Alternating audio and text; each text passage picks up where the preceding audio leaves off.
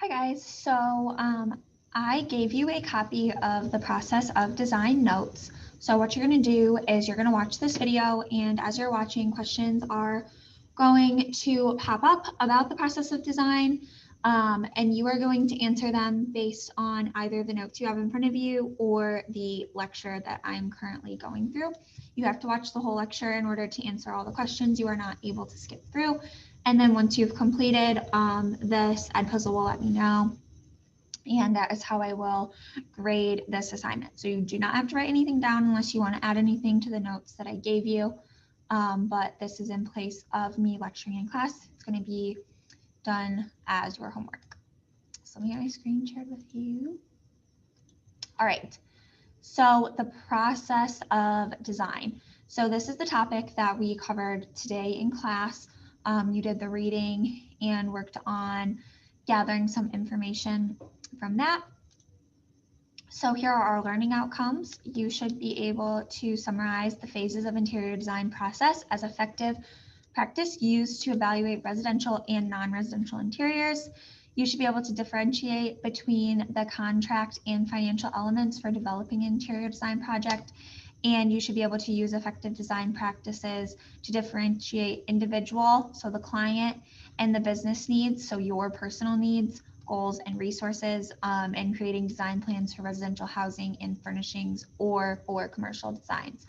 So we are transitioning into our next unit. So we are finally going to be out of unit 1, which is the design piece. We're still going to practice the design piece, but now we're going to add in that career piece to this as well.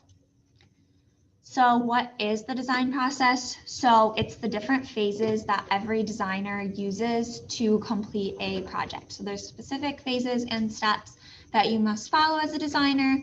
And the reason we do that is to make sure that we are meeting all of our clients' needs and that we are doing all the things that are going to make us successful and obtain other projects. So what is the design process? It is 5 different phases, and those 5 phases are programming, schematic design, design development, contract documents, and contract administration. So we're going to go through, this is going to talk about each of those 5 different phases. So what is the design process? All projects involve some part of the phases in the design process. These phases can be used if you are designing homes or if you are doing the more commercial side. So we did a lot of home projects at the beginning. Your last project was a public or commercial space. So this applies to either of those things. You may be interested in one or the other. And typically, if you go into some career with interior design, you're going to do one or the other. You're not really going to mix the two together. So a letter of agreement, it is like your agreement between what you're going to do and what the client wants you to do. So where are you guys going to meet in the middle and decide what is best? So a retainer, you may have heard this in other areas before. Sometimes when people talk about lawyers, they talk about having a retainer.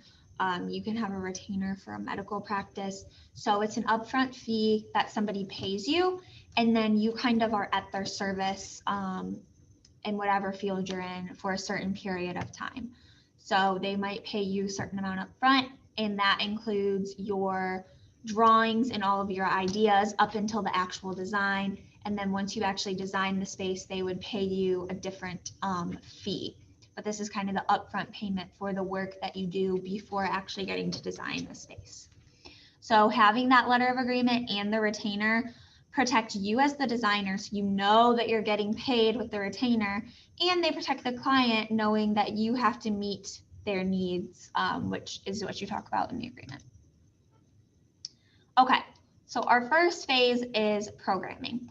So this is where you are going to gather information from the client and decide what they want, what they need, and what you are going to do for their space. So you need to learn a lot about them before you can just start picking things out for them, because you have to do a good job, you have to know them, and you have to understand their style and what they like, what they don't like, so that you are meeting their needs and you're not having to redo the project over and over again. And at this point, you're going to ask very specific questions. If you are working in this field, these are probably questions that you figured out work for you to gain the most information about them, and you probably use those same questions over and over again. So once you are gathering that client's information, you are going to create a profile for them. So if you think of like your social media profile, you are doing kind of making a profile like that of your client's information, what you need to know about them. So the exact definition is that it's a concise biographical sketch that portrays the key characteristics about the client. So some of those things that you need to make sure you're including are details about their lifestyle and activity needs, space functions, design style preferences, and what their needs might be in the future. Are they planning on staying in this home or this office space for many years? Is their family going to grow? Is their business going to grow? Or are they at a good point where whatever size they're at now, they're going to stay at, so that your design is lasting for them? So a commercial profile is also going to include a little bit more details. What's the culture of the business? What are their space functions and their design style preferences? So how do people work? Do they have offices? Is it a wide open space? Do they have a lot of large gatherings and meetings? So what are they doing there? What do you need to plan for?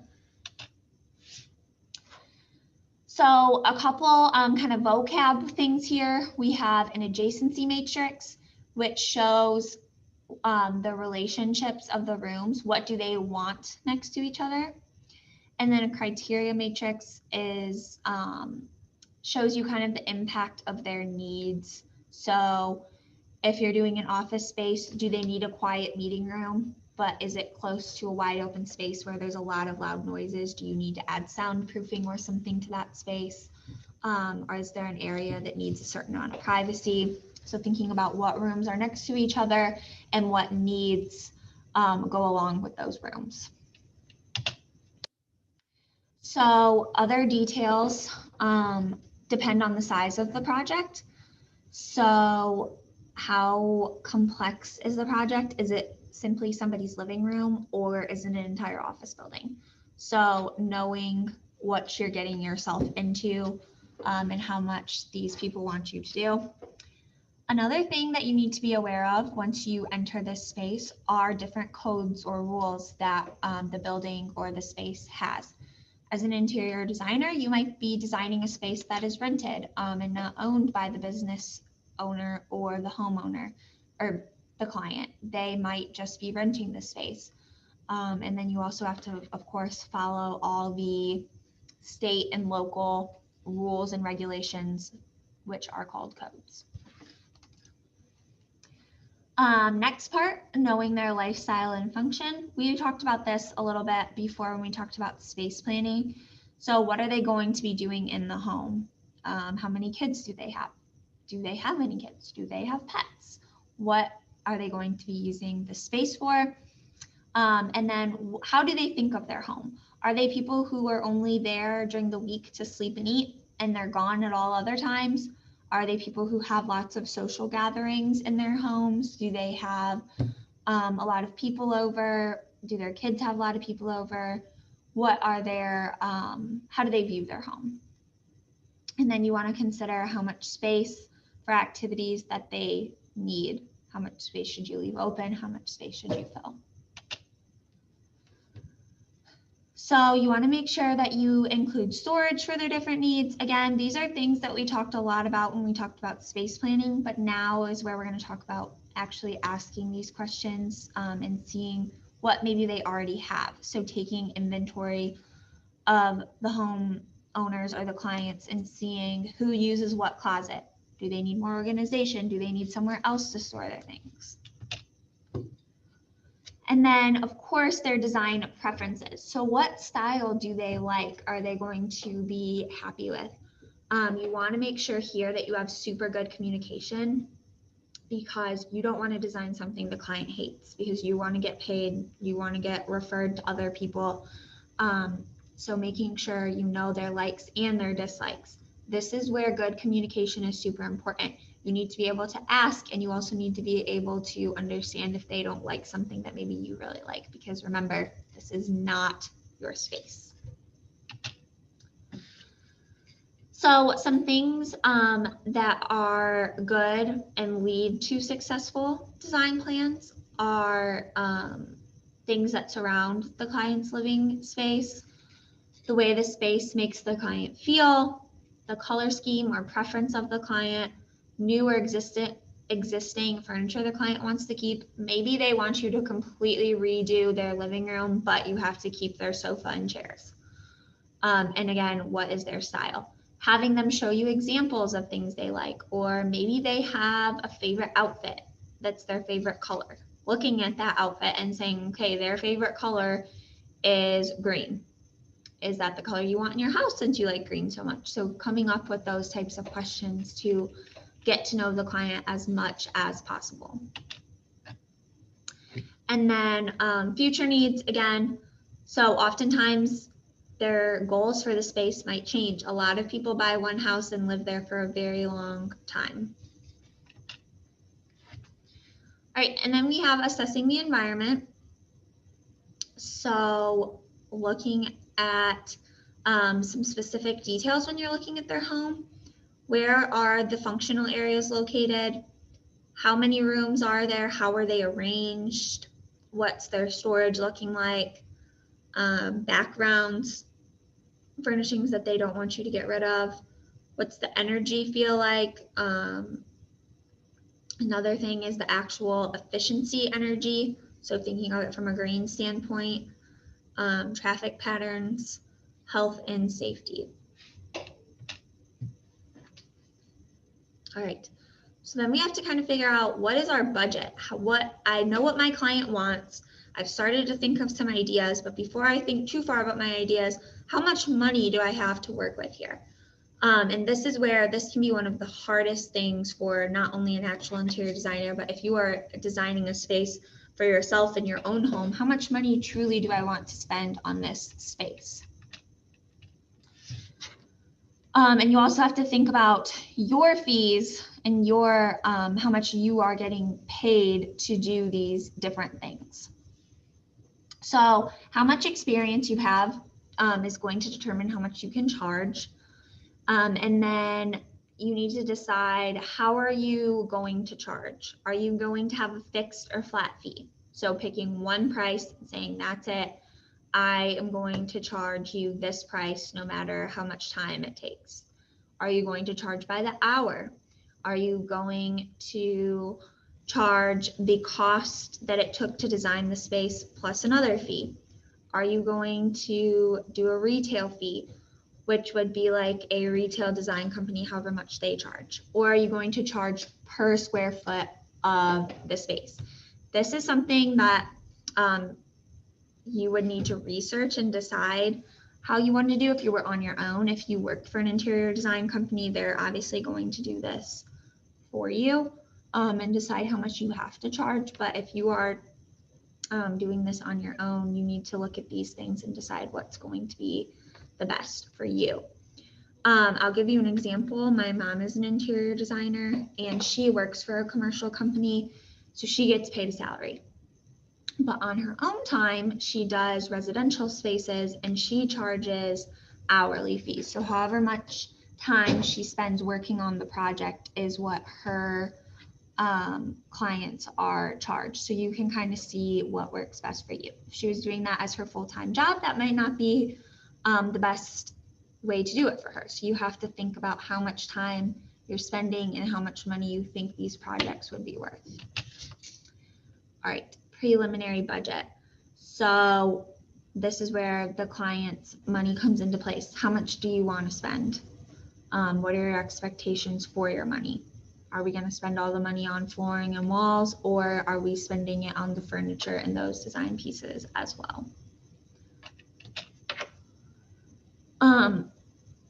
So So when you're talking about money, you and your client are going to have to agree before you actually decide to work together. So there's different areas that we have to understand could fluctuate. Direct costs, so how much are you paying for all the materials, all the furniture, the people that are installing the flooring, painting the walls, how much are we going to pay them? And then indirect costs, so things that might not happen or aren't something you're planning on spending money on. Sales tax, we have to pay it, but we don't always think about that. If a contractor gets delayed, if they get delayed a week, you still have to pay them for that extra week, and then your compensation. So if the budget that your client gives you is not going to meet all your design goals, there's a couple of different things you can do. You can either adjust your plan to make it fit their budget, or you can advise your client increases the budget. At that point, they might say, sorry, can't do it. If you've ever seen the show Love It or List It, Hillary redoes their house and she always asks them to increase their budget every show. She always needs more money than they were planning on spending to redo their space. And then if you can't compromise on the budget, you have to remove yourself from the project. All right, so once you have got all the details from a client, you need to put all this information into actual writing. You need to write and keep a record of everything that you are doing. Okay, and now we are at phase 2. So schematic design. So you need to produce sketches and other documents to show your client, to show them your work, because actually designing the space is not going to happen overnight. So you need to have something to show them to prove your work and to receive compensation for. You need to keep a file for all of your rooms that you are designing. You need to be organized. When you are working with clients, you cannot lose something or you cannot forget something or lose track of something. So you need to develop some of those organization skills and be able to compile drawing samples, anything else that you have. You need to know where it is and have it all together at any moment when you need it. So one thing you're going to have to do is develop a space arrangement. Again, we've practiced this already a little bit. So creating a visual idea of what the project might look like. This does not have to be perfect. It could be those bubble diagrams we saw in one of the videos we watched. Rough sketches, so just quickly freehand draw it out. Probably not going to look perfect, but to give them an idea. And then eventually doing the actual floor plans or drawings. Skip that. Okay, next comes actually measuring out the space and creating that scale floor plan. Again, we've already talked about this and practiced this a little bit. This is where it comes into play. Again, we've talked about this, arranging the furniture. So where do they want the furniture though? How do they want it placed? Not just placing it for what you like or what you think looks good. Obviously, they want you for your expertise on what looks good, but you need to take into account what they want. So their wants and your knowledge need to come into play. So before you actually arrange the furniture in the home, again, we've talked about this already. You need to know what they're using the space for, how much space you have, and then all those little architectural or structural features that might be in your way. Same, again, talked about this before, room features and traffic patterns, knowing what those things are and how they are going to affect your design. Okay, so now we've laid out our space, we've measured everything out, we've drawn out the shape of the room, and we are starting the actual planning of what's going into their rooms. We need to choose a color scheme. Again, something that we've already talked about, but we haven't talked about how to pick these for other people. So we're taking that client point of view into place. So you want to use color effectively. And you need to know what's the client's preferences on color. Do they like monochromatic? Do they like neutrals? Do they like bright colors, cool colors, warm colors? What type of feel do they want the room to have? So knowing what they are going to want and having examples for them to show them and say, maybe do you like this or do you like this? Or here's a whole color wheel. Which colors stand out to you? Or show me examples of rooms that you found on the internet that you like and pull ideas from those examples.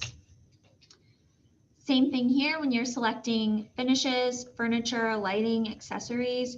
You want to make sure that you are picking things that the client likes and then also that fit into kind of your ideas.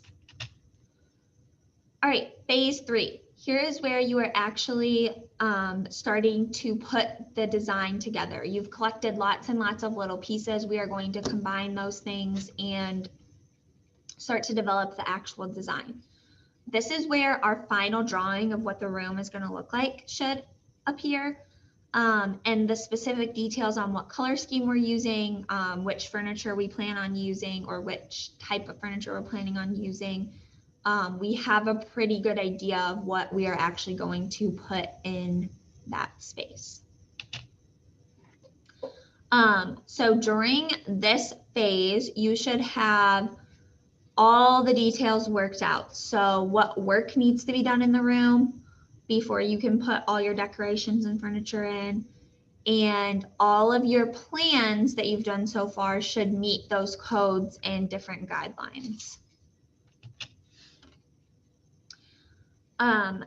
Again, we're going to talk about money a little bit. So how much is the labor? So we have our final design in place. How much is it going to cost to do that design? How much is the labor to put in the floor, paint the walls going to cost? You need to be able to estimate that. And this is something that when you're just starting out, you might not have a lot of experience with. You need to figure it out. You need to see what did other people pay for these things that I can kind of start to come up with an estimate for. And then once you gain more experience, you will know those things for yourself. So since the budget is the financial plan for what resources and expenses you're allowed to use, you need to make sure that you are keeping track of how much all of those things you are putting into this space have cost. And you can get a price list from contractors or suppliers. They probably have a pretty standard rate.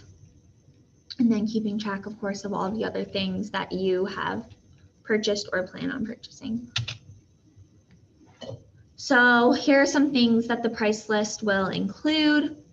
So the painter might charge per square feet plus an hourly rate. The labor for hanging wall coverings, carpet installation is going to be by foot or yard. How much it costs to install window treatments, how much did fabric cost. So just a couple things that you need to include, every little detail of how much those things cost in that price list for your client. And then once you have gotten all of the things listed, you need to come up with a final budget for your project. And then you can create a bid. So how much is the entire project, your fee included, going to cost the client? Sometimes you have to do this up front and you need to be able to estimate and give the client a number so they can decide if they even want to work with you or not. Other people that you're working with, you may give you a bid. So you might have 5 flooring companies come out. They're all going to give you a bid. You're going to decide which one you're willing to pay for the work that they're going to do. If a change occurs and is going to cost more or less, you have to create a change order. So you gave the client this price, $5,000. Well, it's actually going to cost $5,200. We need to create a change order that outlines where those extra $200 came into play, and we also need to justify that to the client. when you are talking to a client about money, you need to be very careful about all the details so that you can answer any questions. They want to know and they need to know where their money is going to. Right. Phase 4. So this phase is about all the different documents that are going to appear throughout this process. So schedules and specifications. So schedules, charts of detailed notes, including all the different features, when they're being installed, when you're working, how long you worked for, how long it's going to take to get certain things. So for example, if you're ordering doors and windows, they might be 2 weeks out. So you need to know that you aren't going to have those things for 2 weeks. So what can be done before that? What can't be done before that? Where can we schedule it in? And then specifications are plans for the types and the qualities of materials that you want to use. One example of this is carpet. Carpet has different levels and weights that's good for different reasons. You need to know what's the lowest quality of carpet that somebody wants to use that you're able to use. Or if you're doing a commercial project, what type of carpet is allowed? What specifications are needed for this project? For residential projects, a lot of times you are kind of a purchasing agent for your client. So you are buying things and then using them in their space. And sometimes you're also hired to be the supervisor of the people doing the work in their homes. Maybe they're remodeling. As the designer, sometimes you're there to supervise and decide what they are doing.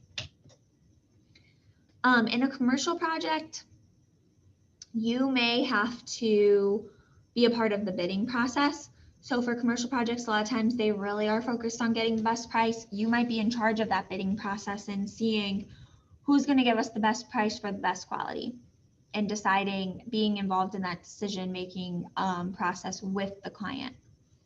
And then here's just a couple different factors that influence which bidder you and the client may choose.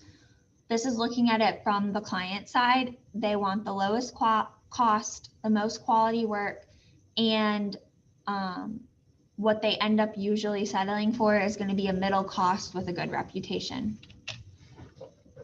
All right, and then the last phase, contract administration.